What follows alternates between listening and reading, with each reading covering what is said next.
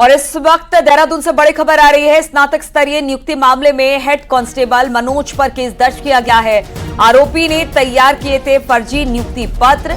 UKSSC की फर्जी mail ID तैयार की गई थी। फर्जी मेल आईडी से बनाए गए थे 8 फर्जी नियुक्ति पत्र। उधम सिंह नगर के रुद्रपुर पीएससी में तैनात है मनोज, जिसने यूकेएसएससी में थाना रायपुर में दर्ज करवाया है केस। तो ये बड़ा मामला खुलकर सामने आया है, किस तरह से फर्जी मेल से फर्जी 8 नियुक्ति पत्र तैयार किए गए थे। यूकेएसएससी ने थाना रायपुर में इस पूरे मामले में केस दर्ज करवाया है। किस तरह का धोखाधड़ी किया गया है, यहां पर नियुक्ति मामले में हेड कांस्टेबल मनोज पर केस किया गया है। आरोपी ने यहां पर बताया जा रहा है कि फर्जी नियुक्ति पत्र तैयार किए थे, फर्जी मेल आईडी तैयार की थी। फर्जी मेल आईडी से ही ये 8 फर्जी नियुक्ति पत्र भेजे गए थे।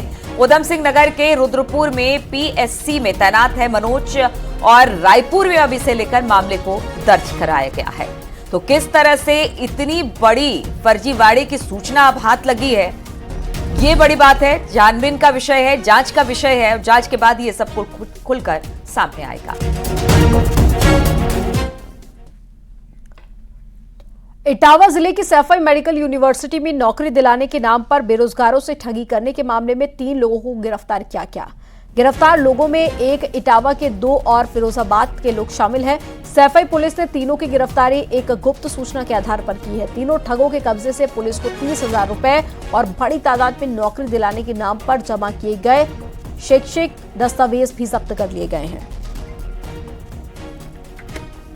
संविदा कर्मियों की कुछ भर्ती का प्रकरण चल रहा था, उसमें 3 लोग पकड़े गए हैं फर्जी भर्ती करने के नाम पे। जो है एक इटावा का रहने वाला है राहुल पांडे, संजय और विनोद, 2 फिरोजाबाद के रहने वाले हैं। 3 लोग पकड़े गए हैं और उनके पास से भारी मात्रा में उनके डॉक्यूमेंट्स, अभ्यर्थियों के डॉक्यूमेंट्स, जैसे शैक्षिक प्रमाण पत्र होता है, निवास प्रमाण पत्र होता है, आधार कार्ड, पैन कार्ड इत्यादि बरामद किए गए हैं और 30,000 रुपये भी बरामद किए गए हैं।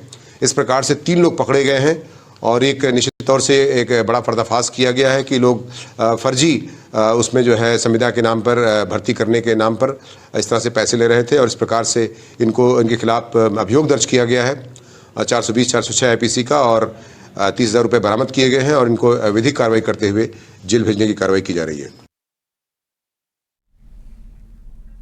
नोएडा और ग्रेटर नोएडा में प्रदूषण का स्तर फिर बढ़ गया है। दोनों जगहों का AQI डार्क रेड जोन में पहुंच गया है। नोएडा का AQI 401 और ग्रेटर नोएडा का AQI 398 दर्ज किया गया। इसके बाद नोएडा, ग्रेटर नोएडा में निर्माण कार्य पर एक बार फिर से पाबंदी लगा दी गई है। प्रदूषण फैलाने वालों पर नजर रखने के लिए निगरानी टीम बनाई गई है। कानून का उल्लंघन करने वालों पर जुर्माना लगेगा और कानूनी कार्रवाई भी की जाएगी। तो AQI के बढ़ते स्तर को देखते हुए जितने भी नोएडा और ग्रेटर नोएडा में कंस्ट्रक्शन के काम हो रहे हैं, उनको फिलहाल रोक दिया गया है, उन पर पाबंदी लगा दी गई है।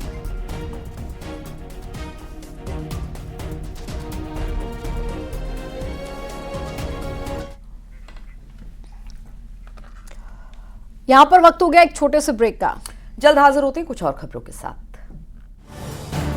आप देख रहे हैं न्यूज़ 18 उत्तर प्रदेश उत्तराखंड।